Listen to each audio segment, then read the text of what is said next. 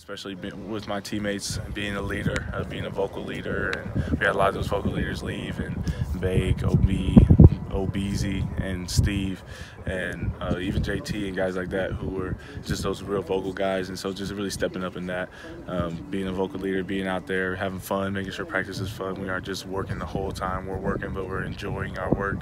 And so really trying to do that, and then just work on what I can, just rehabbing and just really getting ready, make sure my legs are right, all the little things that I can still work on. I can run again, and so just really getting back in shape and just making sure I'm ready once I can, I'm cleared and everything, that I can go right in and just be right on point, make sure I'm paying attention to the plays, helping out the younger guys and coaching. And right now I'm trying to be Uncle Kanai and help everybody out too. So. The shoulder, was it something you dealt with all season? Was something every week? Was just chronic, something you had to play through pain? Yeah, I did it in week 3 against Tulane, and so played like 11 games on it. And so, because I did it in like the first quarter, so 11 games with torn shoulder, torn labrum. I didn't really get it checked out to the end of the season, but I knew there was just something bugging me. I mean, it kept on slipping out and in, and so dealt with that all year.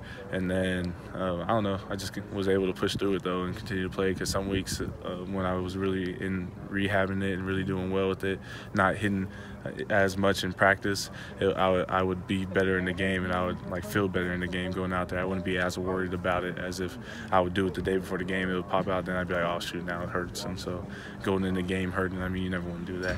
Was that a purposeful thing, that you didn't want to have it checked out because you didn't want to know exactly what it was until the end of the season? Well, they kind of said it was like a sprain, and so they said if you can rehab it and it works and still then you could play on it, it doesn't hurt that bad, then might as well do it, and we'll just wait till after the season and when we have time, when we can figure it out what we need to do. And they probably wouldn't have done surgery even if I got it checked out during the season, because I could play on it. And so it was just like, we aren't going to waste time and do it, miss school right now or do any of that while we have practice. And because you need to be at practice, you need to be at all your stuff, so you don't really have time to go get checked out. And so I think that's why we waited. I don't think it was like oh, we don't want to be hurt. I think it was more like we probably figure you're hurt, so if you can play on it and you're fine and it's not going to damage it more, then might as well just play on it. Well, what's it been like during the spring when you haven't been able to get out there? I mean, it's only been 2 practices, but how different is it from in the past when you can be full contact, full go? It's way different, and I think me playing a new position too, just learning that position, it's been weird to learn from the sidelines instead of just going in and making mistakes and learn from those mistakes. And so I think that's been different, but I've enjoyed it.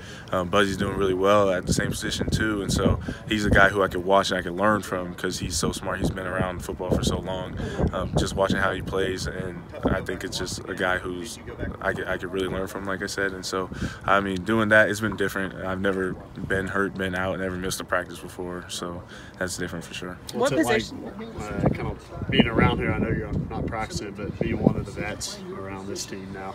Like I was saying, just with leadership, we had a lot of those guys leave that were leaders, and Bake and Obo and those guys. And so I had to step it up a little bit and be more of a vocal guy and make sure that the young guys coming in, they know what it's like. They can't just mess around. You can't be in college messing around. You can't waste your time. I'm already on year 3, and so just telling them how fast it goes.